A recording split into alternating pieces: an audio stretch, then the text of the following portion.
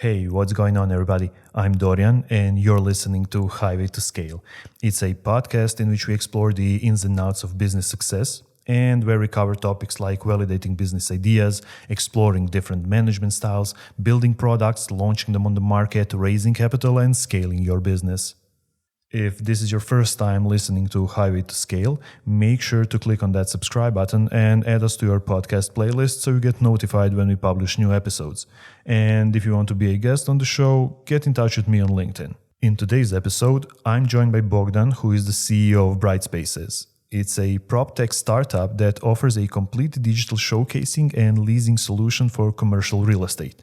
By using 3D visualization, digital space availability, and various automation, optimization, and digitalization features in the office space leasing process, Brightspaces aims to increase the number of relevant requests and to foster commercial agreements in this segment. As for Bogdan, he is an entrepreneur with 13 years of experience in tech, and in 2019, he co-founded and became the CEO of Brightspaces.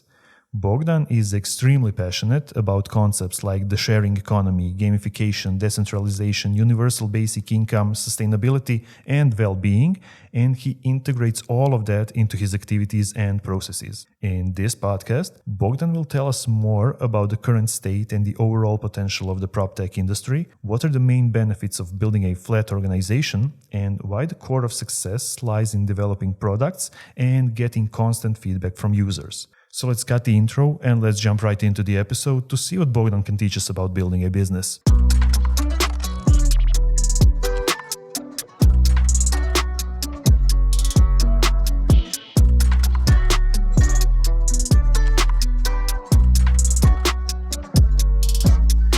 Bogdan, it's so great to have you on the podcast. Welcome. Dobar dan, Dorian. I hope that's okay. Yeah, that's great. That's great. Thanks very much for inviting me. It's a pleasure to be able to talk about what we are trying to do here at Brightspaces. Yeah. Okay. Let's start with an easy question.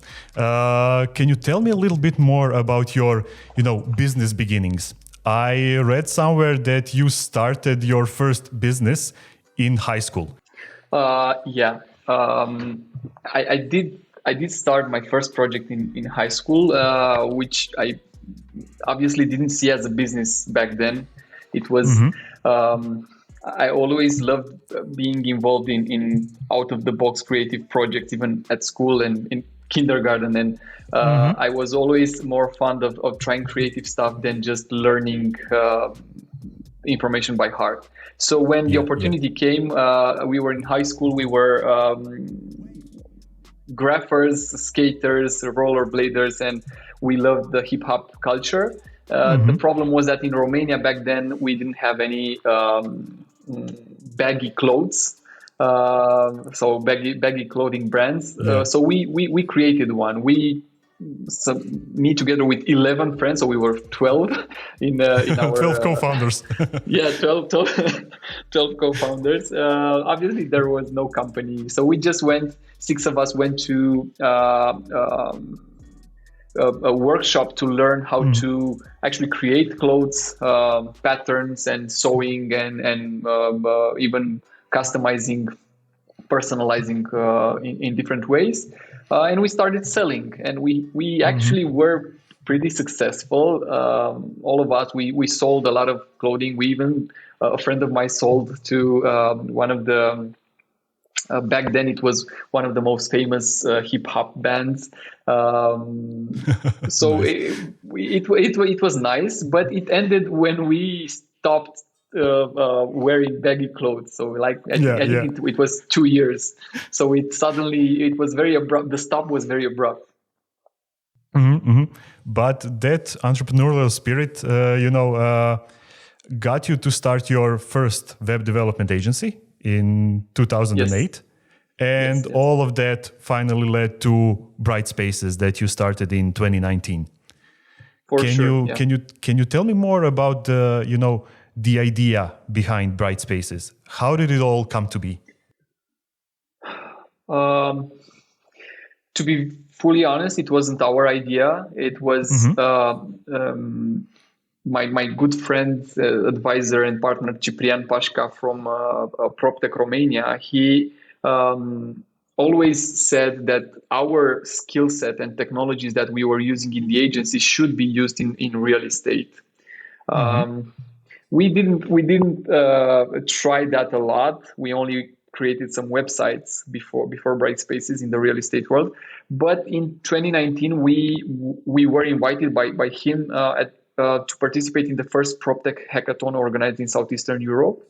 And we went there. We chose the leasing challenge, how to digitize the leasing process in commercial real estate.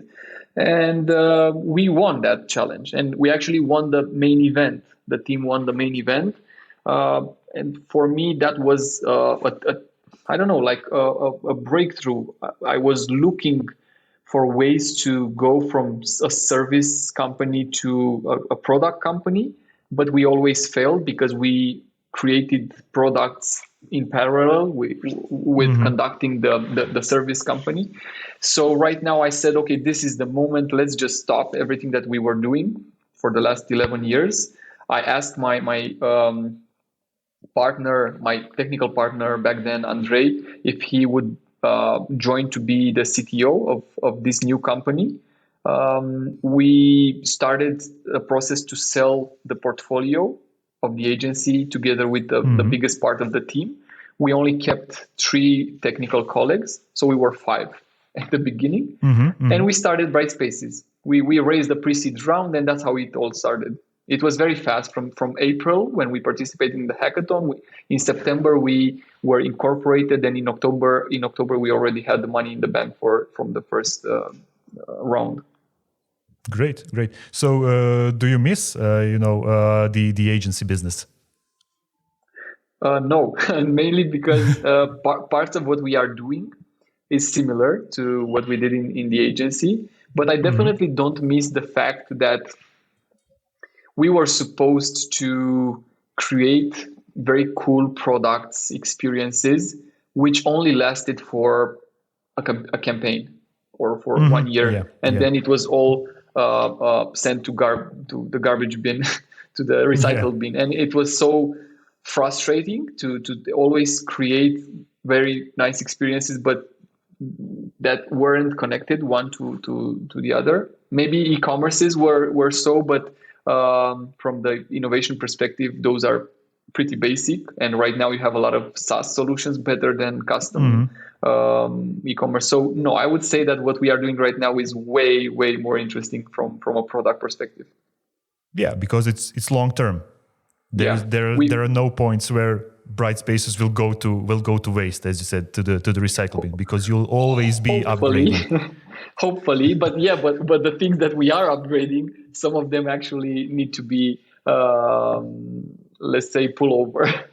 So we need to always be very, I don't know, clear and even very strict about what we keep and what we must change in the product in order to still remain relevant as a product with all of the uncertainty in the industry. So what's the main goal? What's the vision behind Bright Spaces? What do you wish to achieve? To be the first PropTech company on Mars. This is an inside joke that we have with our colleagues. We had an internal workshop where we wanted to understand. Everyone from the team needed to say where they will see Bright Spaces in the future, and this was the highest possible goal. So now it's a joke where we want to go. We want to go to Mars, but actually we want to become one of the global most relevant solutions in PropTech in 3 to 5 years maximum.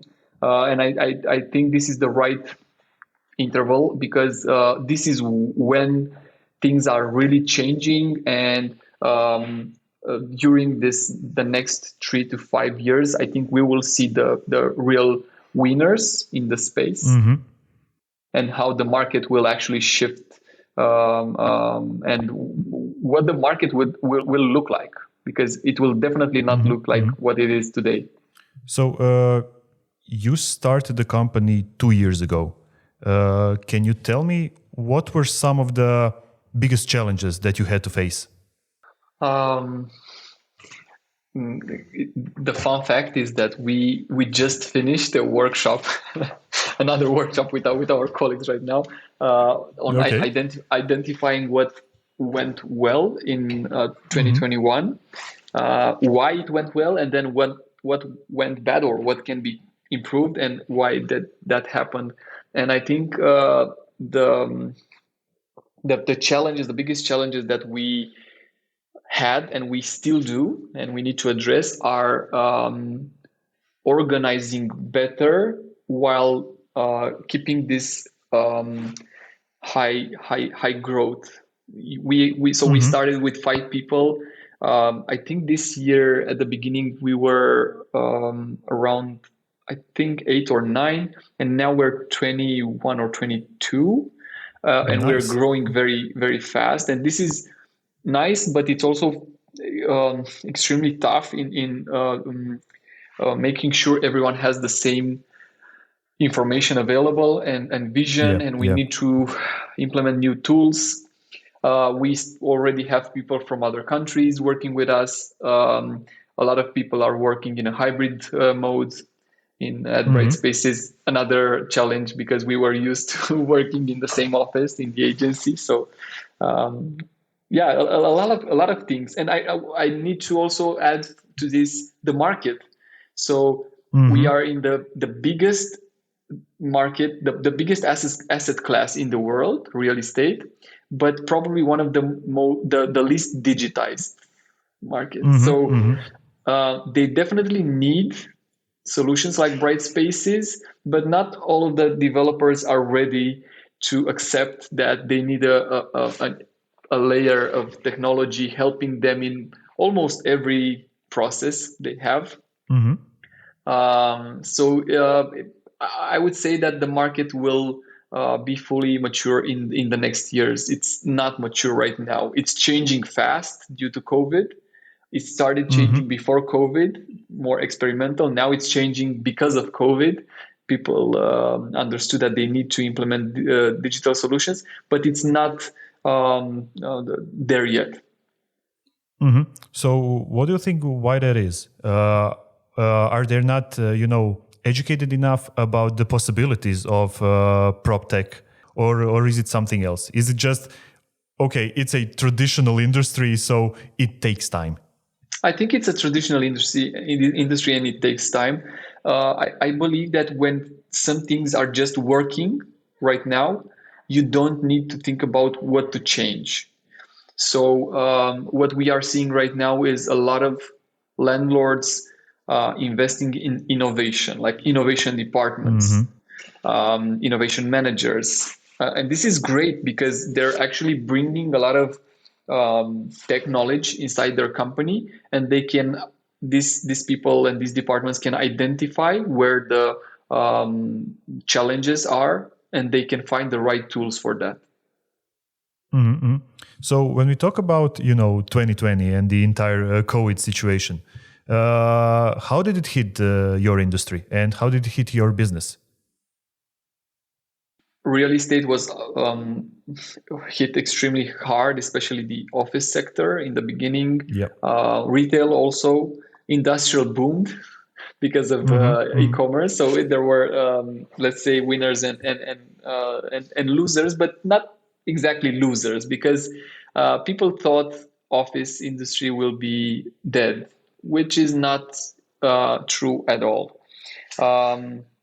Office vertical was the golden child of real estate for many years. And imagine that you cannot just stop, you cannot just end that. So the buildings are there. New buildings, better buildings, more sustainable buildings are still being conceived and actually built.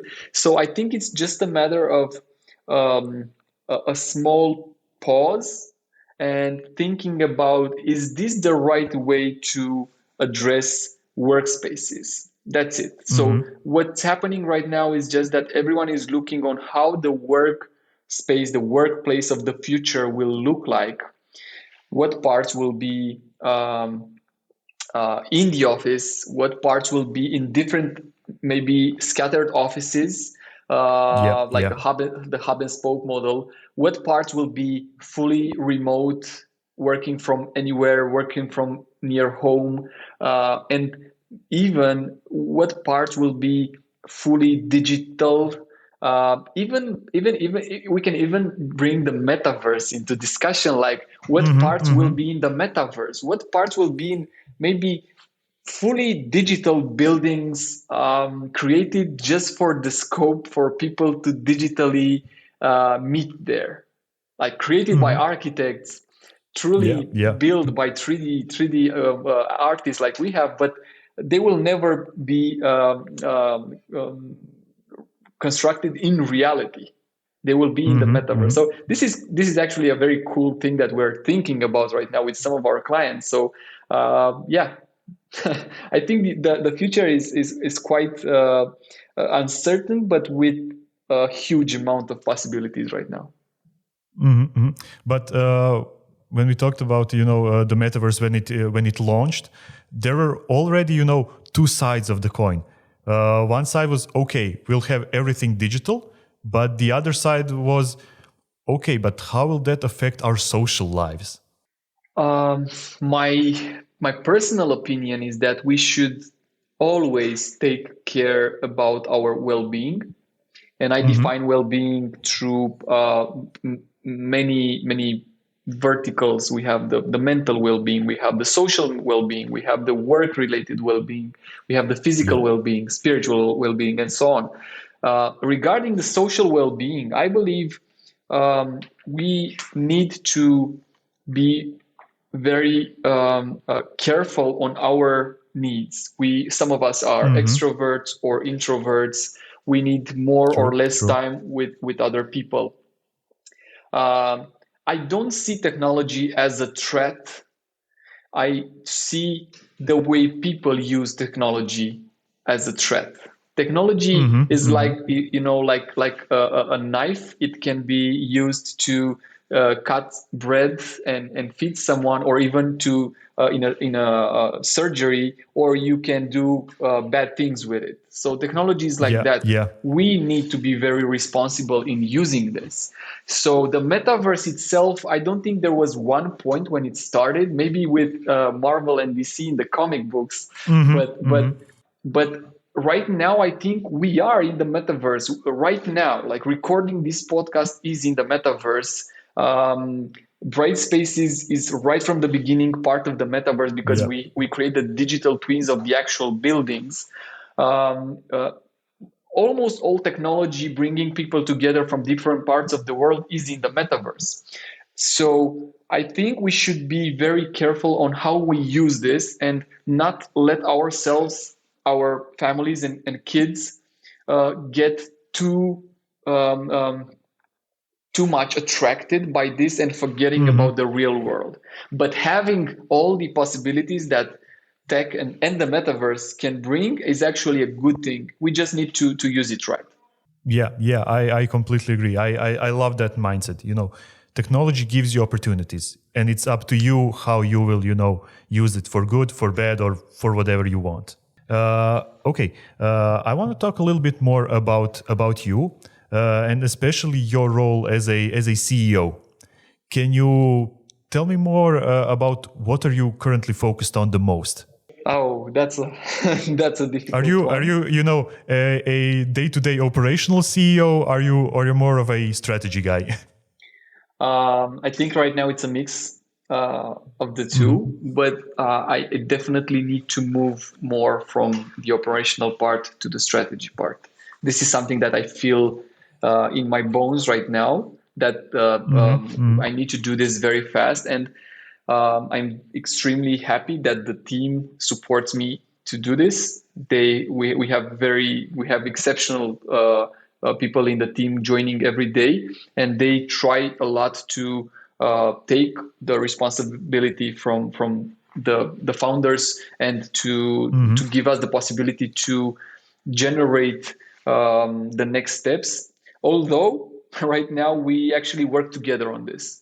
So even if some of us are more connected to the market than the others, but the decisions of going in a certain direction or another one is we try to make it as transparent and as collaborative as possible. We decided this year that we want to be a flat organization, self-management oriented, customer centric, but also extremely decentralized if we can. So that means that the decision-making process needs to be decentralized. We need a lot of transparency, and even the vision cannot come just from one person. It needs to come from everyone, and we all somehow need to adopt it and to work on it in order to get there. So what's important to you when you're building a team and when you're hiring new people? What kind of traits do you look for? We look extremely careful at soft skills, at the human touch. So we would rather get a person who is at the beginning of their working life, juniors that promise a lot and that are extremely good human beings.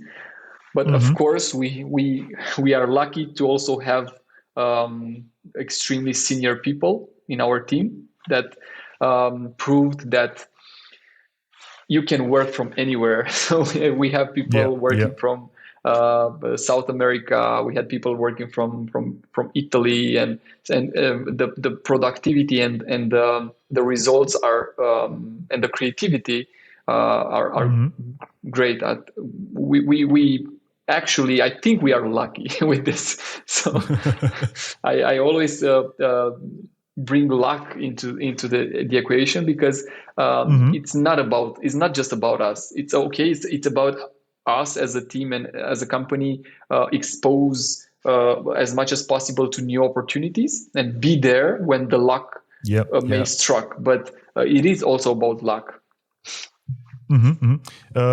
So can you tell me more about the team? What does it consist of? What kind of specialists are you currently hiring, and do you have the most in your team?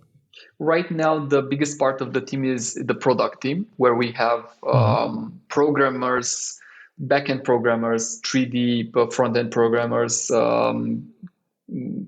QA specialists. We have UX, UI. We have 3D specialists that create the digital twins. Then we have the sales and marketing team, and the support. We have talent and culture. We have legal and financial. And we are now growing very fast with the business development department and the programming department. When it comes to you and your co-founder, Andrei, I read somewhere that you've been working together. You have that business partnership that's been, 12 years now? Yeah, something like that. Yeah. Can you tell me more about this cooperation? I couldn't be a solopreneur right now. So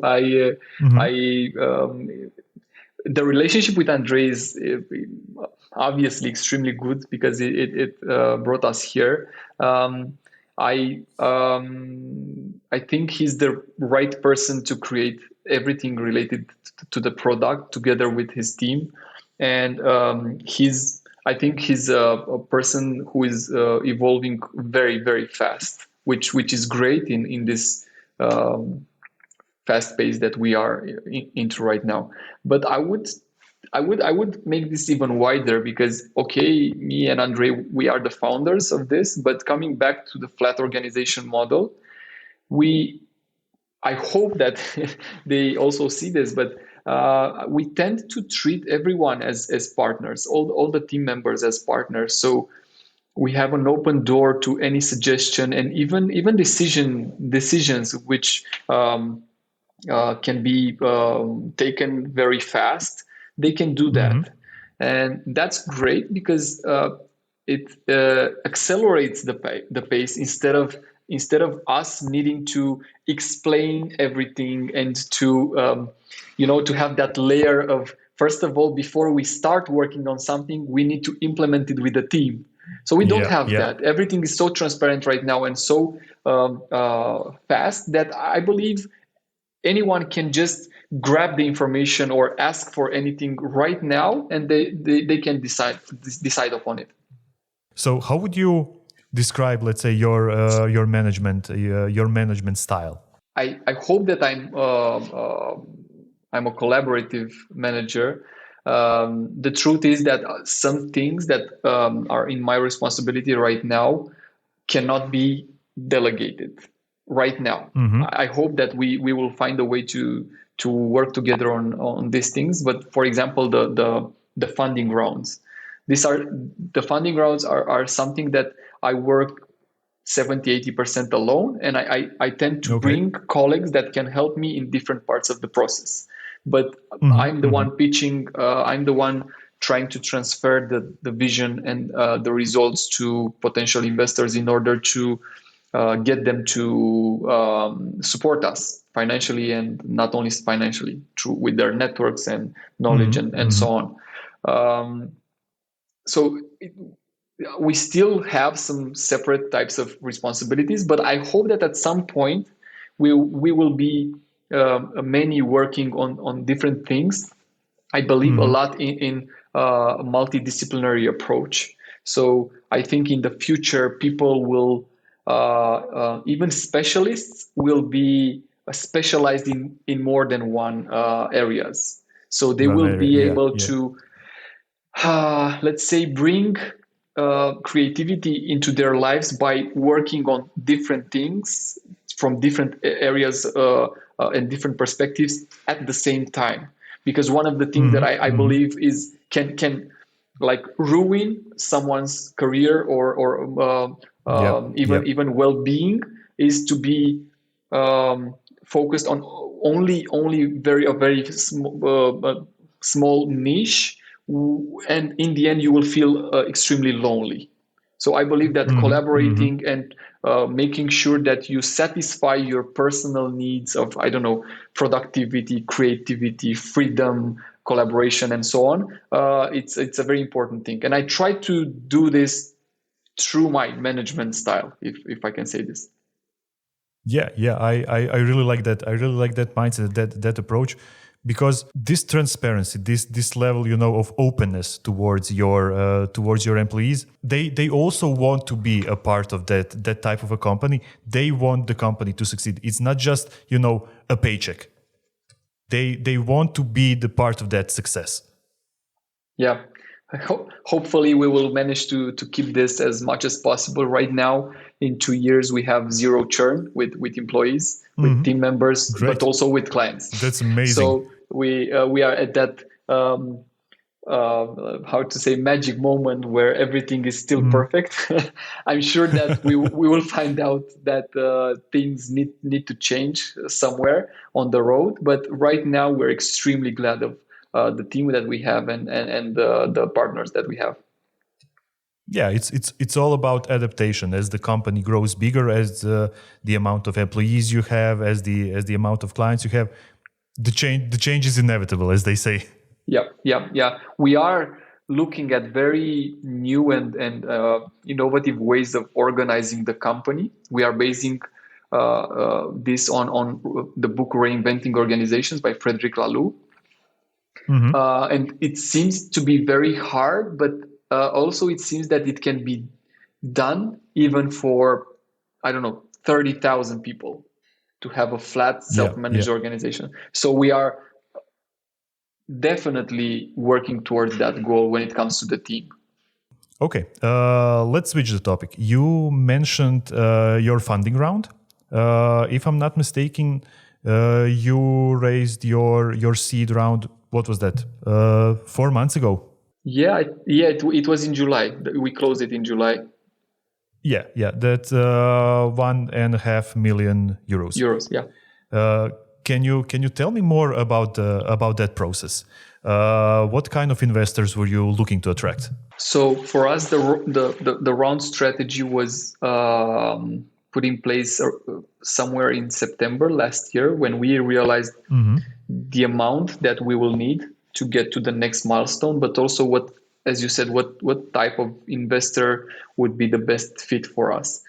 And we started pitching.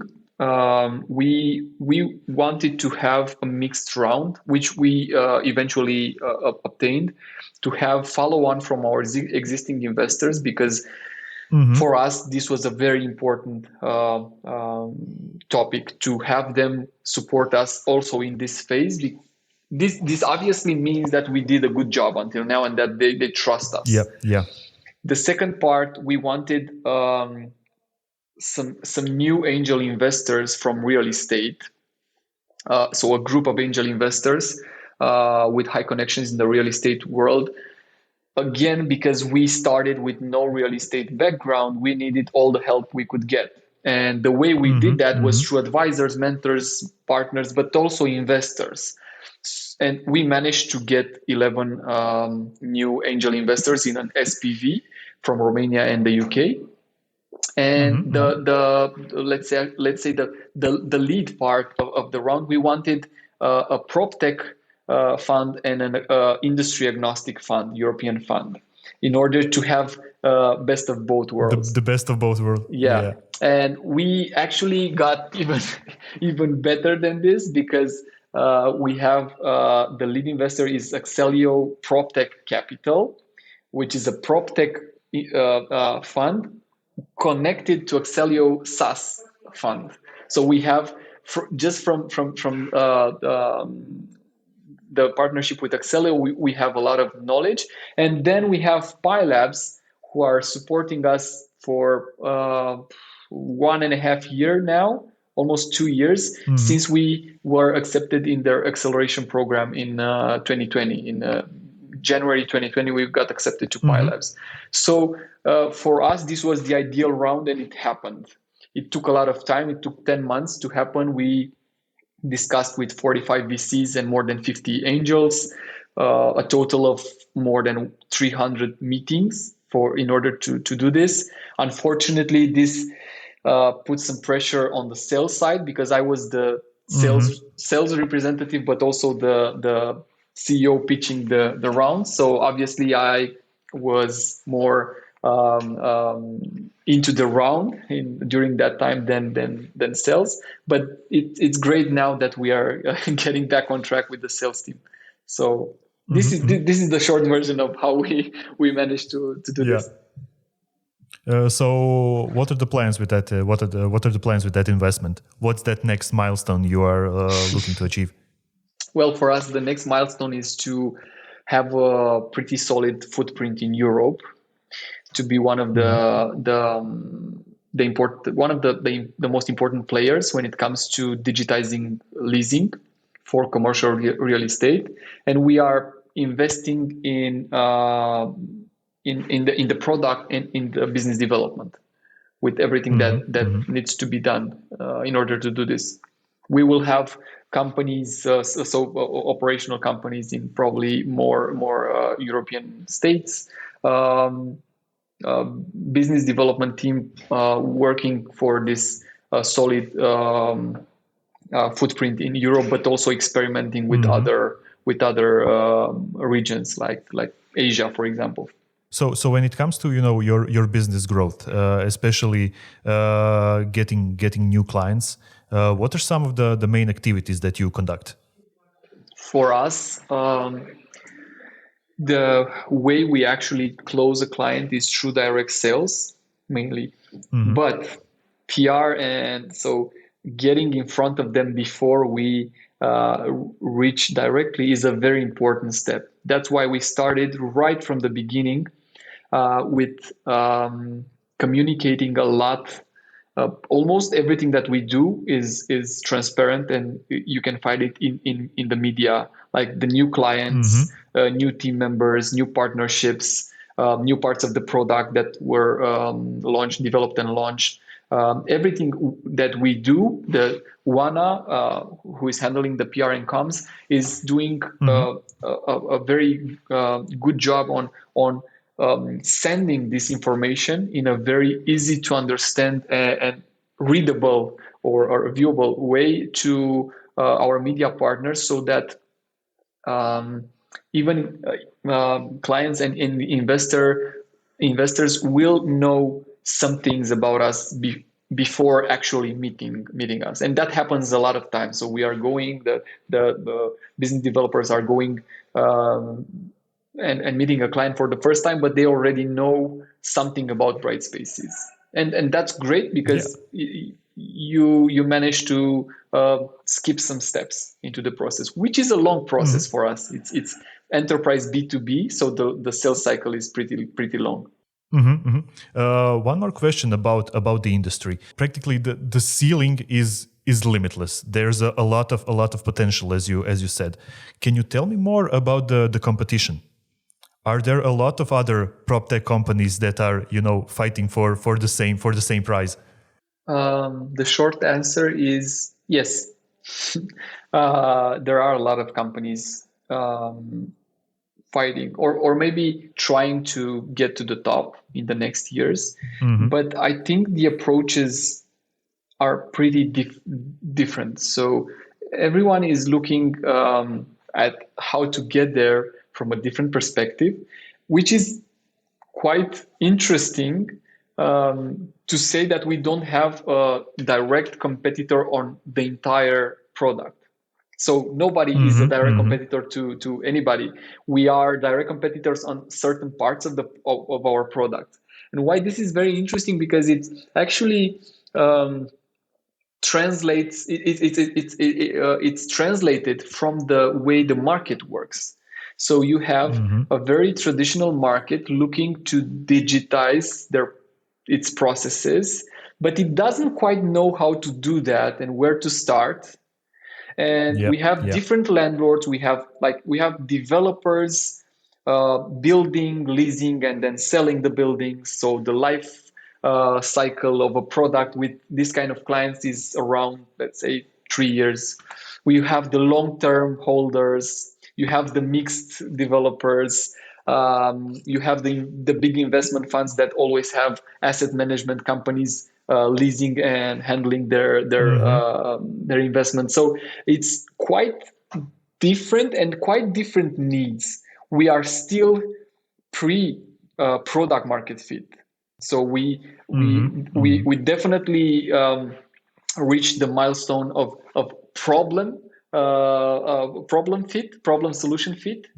But now we are looking on what it will mean for us next year. Hopefully next year, this is the target, to reach product market fit, so that when a developer looks at bright spaces, they understand perfectly where that will fit in their processes, and they will say, yes, I want this, and I want this right now because it will help me with this and this and this. Yeah. So when you take an objective look at bright spaces, what would you say that makes you better than some other companies in the same space? Would it be a feature? Would it be an approach? Would it be the mindset? I wish I could be that objective, but I cannot. I think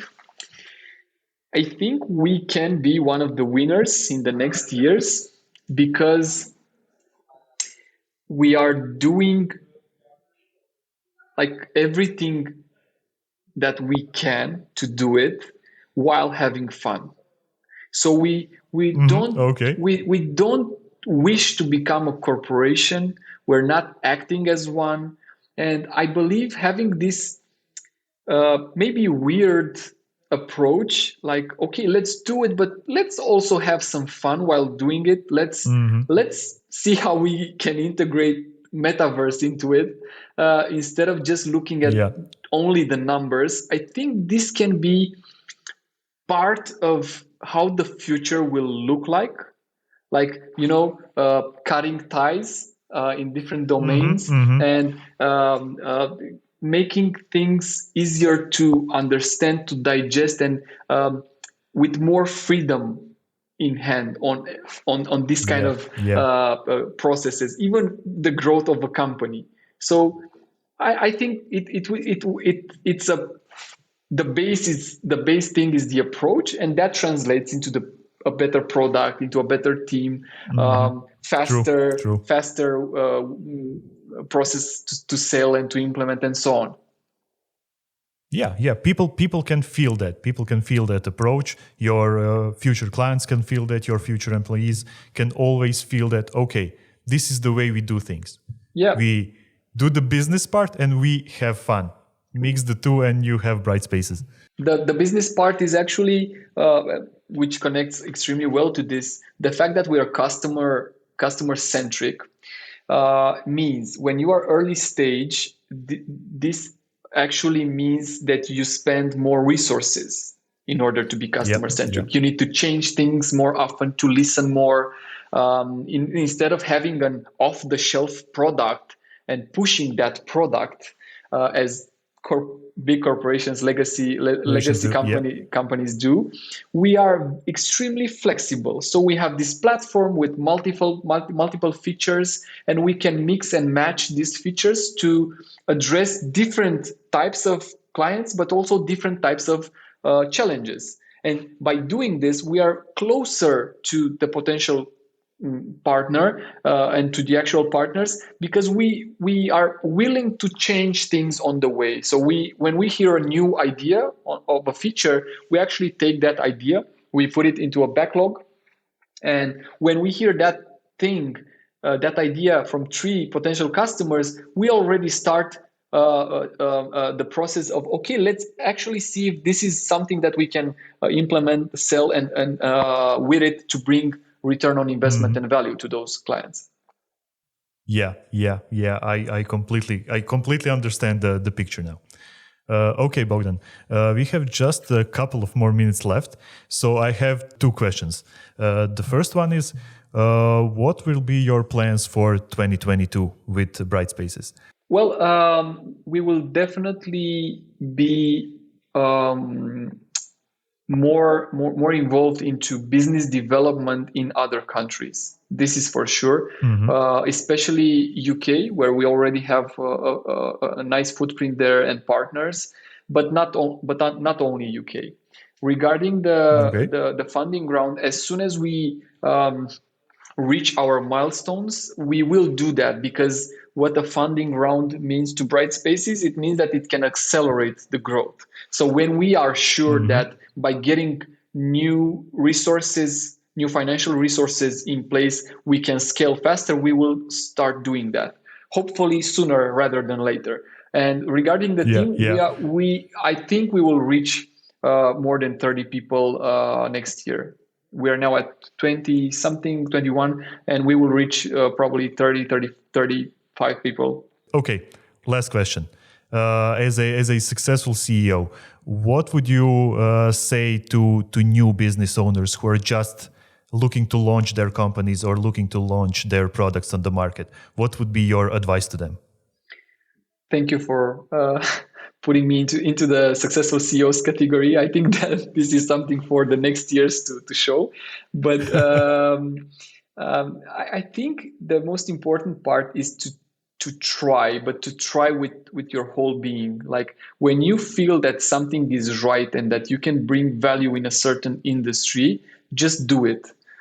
Just put all of your resources and energy into it. And if you're resilient enough, you will succeed, because success, for me, the definition of success is not a point where you need to be or a point that you need to reach, is the process of getting to a place higher than the last place where you fell from, because you will fall. You will fall. You need to be very clear with failures. You will fall, but if you manage to always get up and get to a higher ground than before, I think that's what success means, and have fun while doing it. Yeah, I love this. I'm actually going to steal this from you. It's actually a great mindset, because a lot of people forget that failure is a part of the process. It's a part of getting to success. And especially the first thing you said, just go and try. It's going to be tough. It's going to be potentially dangerous. The failure is always an option, but if you don't start doing, you have already failed. Yeah, that's true. Failure should not be it should not be the last thing that you do.